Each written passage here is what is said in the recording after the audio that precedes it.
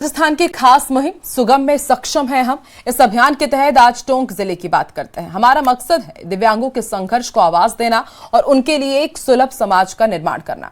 आज हम जायजा ले रहे हैं सरकारी दफ्तरों और सार्वजनिक परिवहन का, जहां सुविधाएं तो हैं पर क्या वो वाकई काफी हैं? देखिए इस रिपोर्ट में।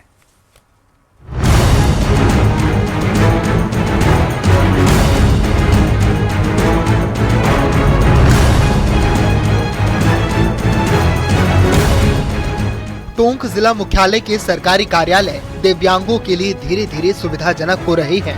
कलेक्ट्रेट और जिला परिषद जैसे कार्यालयों में अब रैंप नजर आती हैं और व्हीलचेयर की सुविधा भी मौजूद है।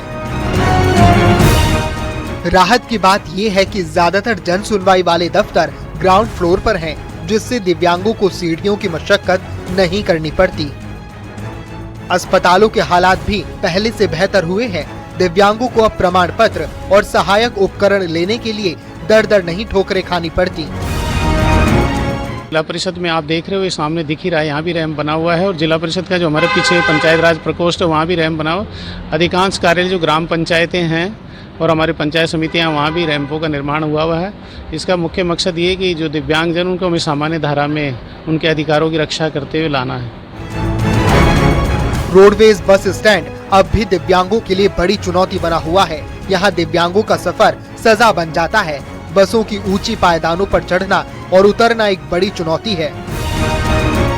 रोडवेज बसों में चढ़ने के वहाँ पर दिक्कत आती है, ऊपर चढ़ने का। तो रोडवेज बस में चढ़ने उतरने के लिए कोई सुविधा ऐसी नहीं है जो दिव्यांगों के अकॉर्डिंग हो, क्योंकि वहाँ पे जो प्लेटफार्म बने हुए हैं वो बस कम से कम 1 फीट 2 फीट उससे प्लेटफार्म से दूर रहती है।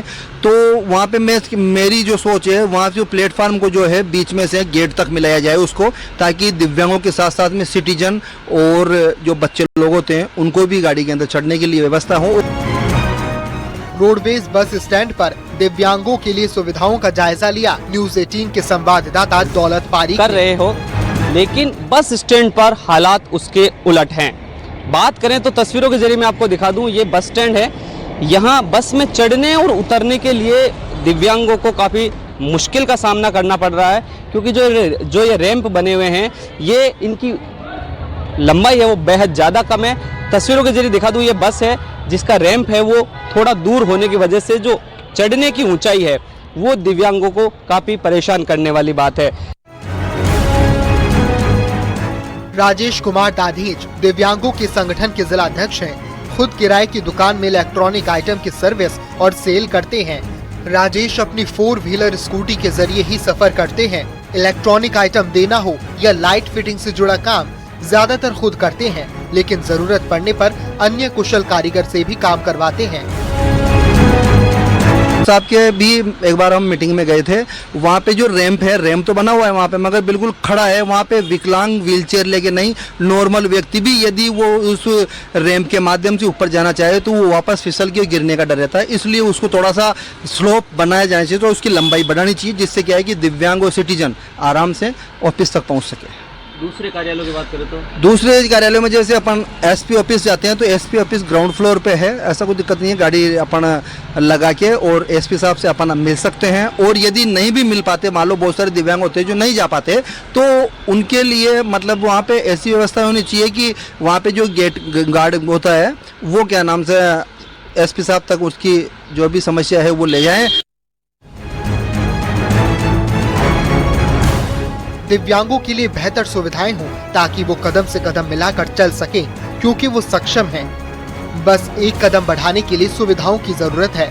इसके लिए सरकार कोशिशें कर रही है, लेकिन सभी को साथ देने की जरूरत है। टोंक से न्यूज़ 18 राजस्थान के लिए दौलत पारी की रिपोर्ट।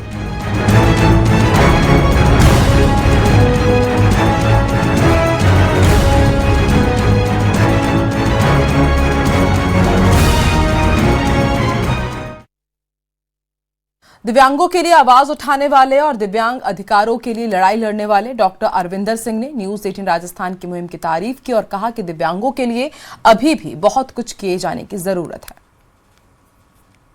गम्यता हक हर किसी का, ये एक कैंपेन है न्यूज़ 18 और पेनेशिया डिसेबिलिटी राइट्स एक्टिविस्ट की, और मैं हूं डॉक्टर अरविंदर, डायरेक्टर अर्थ डायग्नोस्टिक ग्रुप। अभी मैं खुद भी दिव्यांगता से पीड़ित हूं। जब जन्म हुआ था मेरा, तो उसके बाद मुझे पोलियो हुआ, और फिर 80% डिसेबिलिटी के साथ में मैंने अपनी सारी पढ़ाई करी और ये सब कुछ अचीव करा कि आपसे आज इस मंच पर बात कर पा रहा हूँ। अब देखिए, अचीवमेंट के लिए ये बहुत ज़रूरी है, जैसा ज़मीनी हकीकत पर हम देख रहे हैं कि बहुत सारा गैप है, बहुत गैप है। क्योंकि अगर सरकार ने 4% एम्प्लॉयमेंट के लिए रिजर्वेशन दे रखा है, तो उस रिजर्वेशन को पूरा करने के लिए उस सेंटर तक तो पहुंचना पड़ेगा ना, इम्तिहान देने के लिए उस इंटरव्यू तक तो आना पड़ेगा ना, उस ऑफिस के अंदर तो आना पड़ेगा। कैसे आएगा आदमी?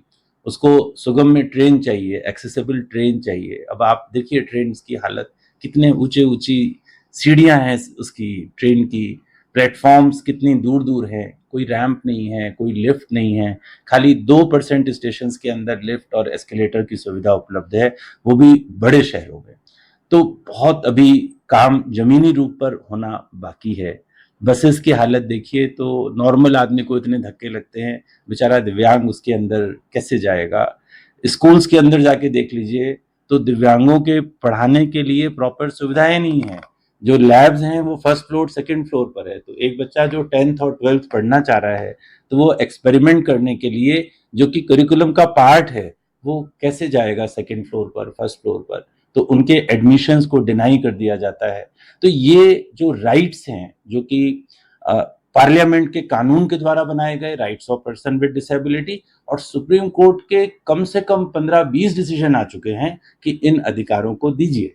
तो आपसे कोई व्यक्ति दया नहीं मांगता है, अपना कानूनन अधिकार मांग रहा है।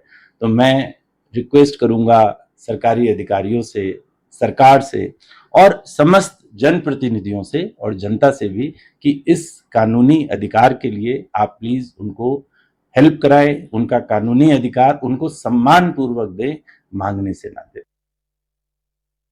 वक्त एक बहुत छोटे से ब्रेक का, बने रहिए हमारे साथ।